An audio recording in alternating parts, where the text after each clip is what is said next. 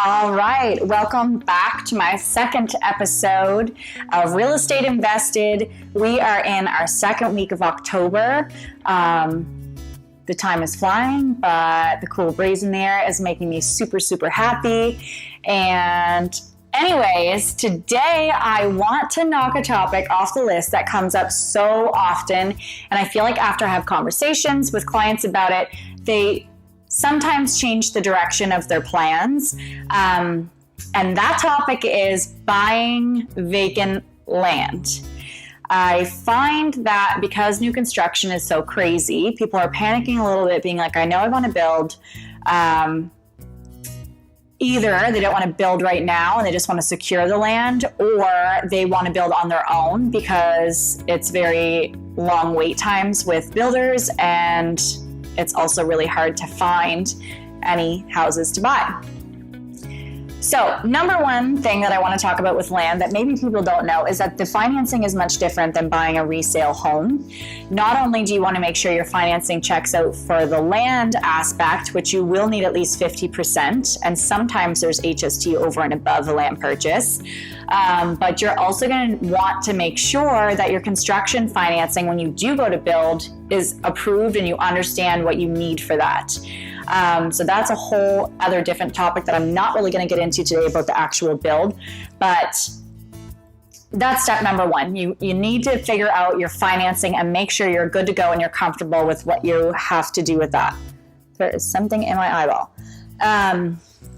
But the more important part and the more tricky part in this market with buying land is you need to have your contacts figured out. Those cannot come from your realtor because, as a perfect example, my husband and I are building right now. We've done builds before and we know specific contractors, trades that we would normally use, and they're all booked.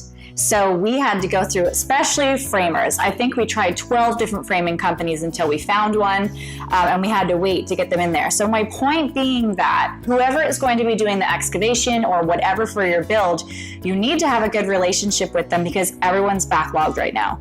My husband is in the excavation world, and for example, he would be probably late on 4 or 5 jobs now, constantly giving updates to his clients saying, yep, I'm getting here, this is where I'm backed up. So my point being that someone's not just going to skip off their job site for someone they don't have a relationship with when they're working with massive builders and be like, yeah, I can fit that in. I can go let you know if that's a good lot to build on, if your plan that you have is going to fit on the lot, if the elevation's proper, if there's any swampland, if the septic's going to go in okay.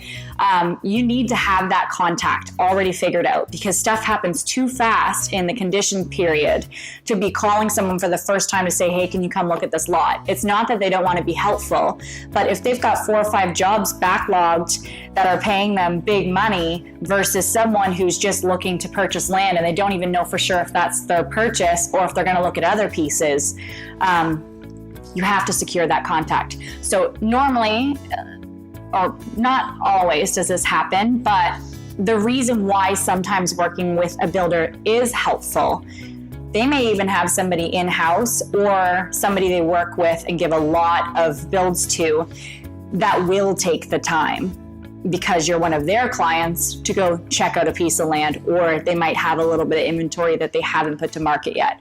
So it just depends on your end goal, and that's normally the conversation I'll start with. What's your end goal? Like, do you just want a new construction house? Are you comfortable doing the build yourself? Do you want to do a turnkey package but you're just frustrated with the market? Like, figure out what angle, like what are you trying to accomplish? And then maybe there's a different route, or maybe it's the same route, but you just make sure you have your contacts. So hopefully that makes sense and brings a little bit of clarity around the buying process of land. It's not impossible, but it is tricky right now, and that's why. I'll catch you guys next time on Real Estate Invested.